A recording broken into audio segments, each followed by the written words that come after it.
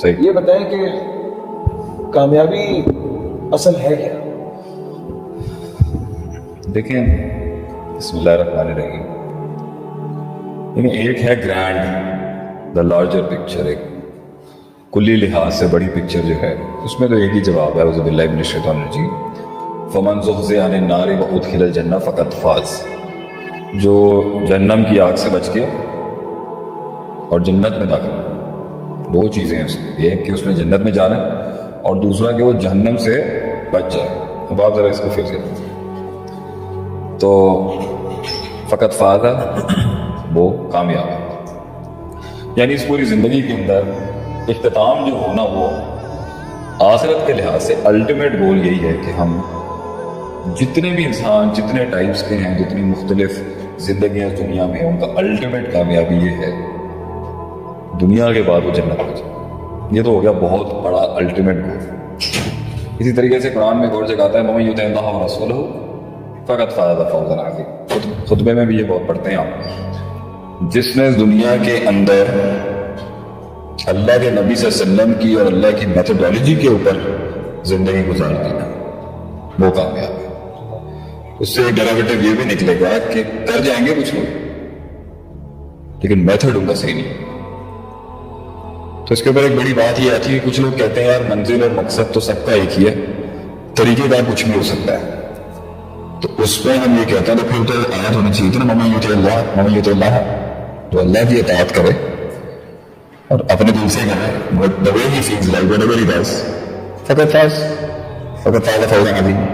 لیکن رسول کی شرط ہی اس لیے لگائی گئی ہے کہ جو میتھڈ ہوگا نا وہ من چاہا نہیں ہو سکتا. تو اس زندگی کے اختتام پر دو چیزوں کا نام جو ہے وہ کامیابی ہے.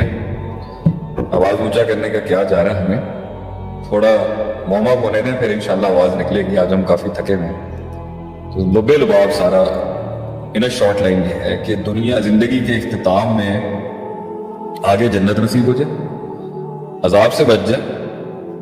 اور اس کا جو میجر کرائٹیریا ہے کہ دنیا کے جو سفر کو ہم نے گزارا ہے اس میں پروفیٹک میتھڈالوجی، نبوی منہج اور آپ صلی اللہ علیہ وسلم کی دی ہوئی ہدایات سے ہٹ کے کسی بھی آبجیکٹو کو اچیو نہ کیا جائے. تو آبجیکٹو اچیو ہوں گے اس دنیا میں بہت سے لوگوں کے، میں آؤں گا اس کے اوپر. اب اس کے اندر جتنی بھی دنیا کے گولز ہیں وہ اس میکرو کے اندر ہے، لیکن اس کے اندر بھی حقیقی کامیابی وہ ہے جو آپ صلی اللہ علیہ وسلم کی میتھڈالوجی کو کمپرومائز نہ کرے، سمجھوتا نہ کرے، کسی بھی میکرو یا مائکرو یا کلی یا جزئی جنگ یا سٹرگل یا جد و جہد یا منزل کو حاصل کرنے کی. یہ میکرو ہے.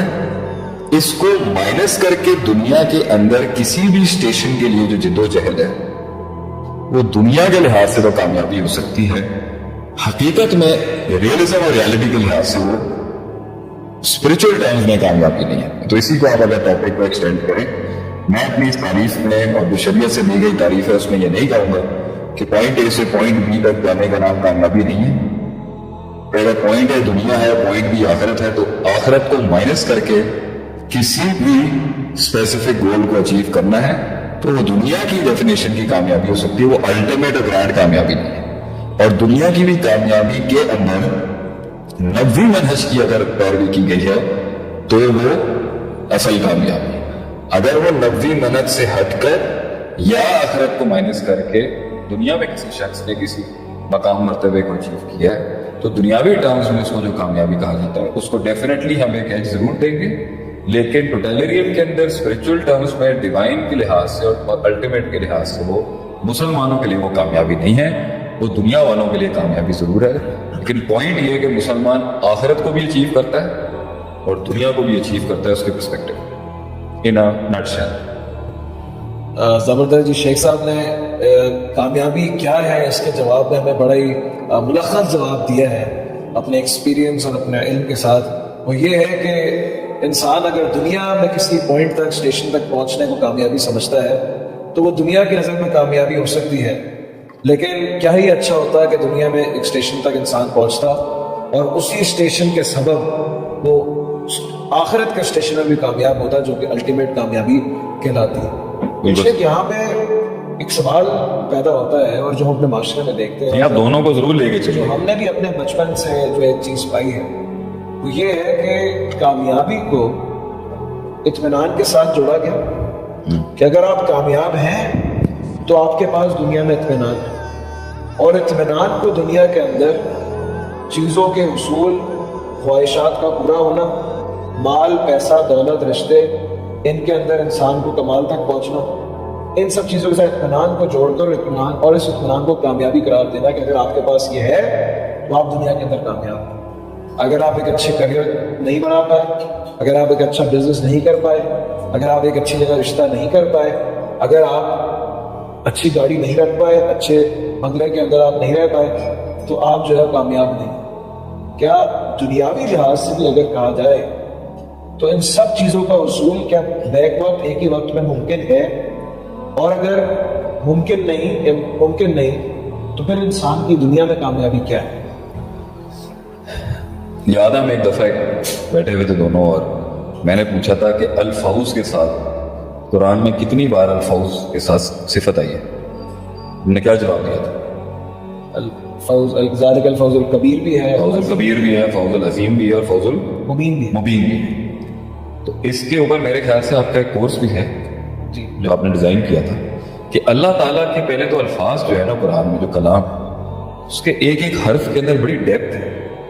اس ڈیپتھ کو جو جاننے کی کوشش کرے گا, یا اس کو اس کی لت لگ گئی یا اس کی عادت لگ گئی, وہ تو حسن بھائی بہت خاموش بیٹھے ہیں. نہیں شیخ, میں سن رہا ہوں آپ کو. میں ایکچولی لوگ کی کوشچن سے میں کر رہا ہوں, کافی ماشاء اللہ سے لوگ کے اچھے کمنٹس وغیرہ آ رہے ہیں. الفوز کہتے ہیں عربی میں, فاز بھی اسی سے نکلا جو میں نے پہلے آیت پڑھی ہے ابھی. فازا فازا فوز عربک کے اندر سکسیس کے لیے بولا گیا. اب پہلی دو آیتیں جو میں نے پڑھی ہوئے ہیں, فمن زحزح عن النار وادخل الجنہ فقد فاز, جو آگ سے بچ گیا جنت میں داخل ہو گیا وہ کامیاب. من یطع اللہ ورسولہ فقد فاز فوزا عظیما, فاز فوزا عظیما.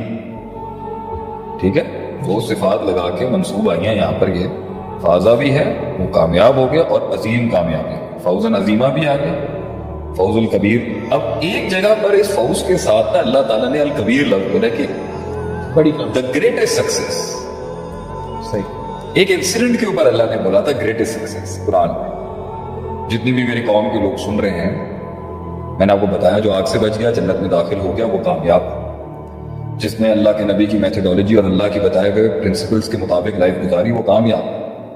امیر گزاری, غریب گزاری, اس کا کوئی شک نہیں لگائی گا.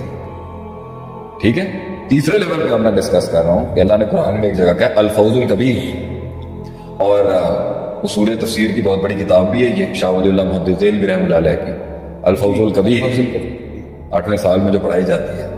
الفوز الکبیر سورہ بروج میں ہے. یہ اصحاب الحدود کے معاملے کہ وہ ایک بادشاہ ہوتا تھا دقیانوس, یمن کے کسی سدن عربیہ کے اندر. تو وہ بڑا لمبا قصہ ہے. وہ چاہتا اس کی جو سلطنت کھڑی تھی وہ جادو پہ کھڑی تھی. ماشاء اللہ. وہ کھڑے تھے جادو پہ, ان کی سلطنت کھڑی تھی. تو وہ چاہتا تھا کہ میری سلطنت قائم رہے تو میں اپنے ہاؤس کے اندر جادوگروں کی بینچ کو اور اسٹرانگ کروں. تو اس نے ایک بچے کو کہا کہ تم جا کے جادو سیکھا کرو, میرا جو خاص سلطنت کا ٹاپ کلاس بلیک میجیشین. تو جب وہ اس کے پاس جانے لگا اور جادو کا علم اس بڑے ماہر نے اس بچے کو, جو بادشاہ کا آگے اس نے جو بھی رتبہ لینا تھا, تو وہ اس کے پاس جاتا اور رستے کے بیچ میں ایک اسے راہب مل جاتا, اور وہ اس دور کا مسلمان تھا اور توحید پر تھا اور موحد تھا. اور سیرت کے باب کے اندر جب ہم پڑھتے ہیں تو جب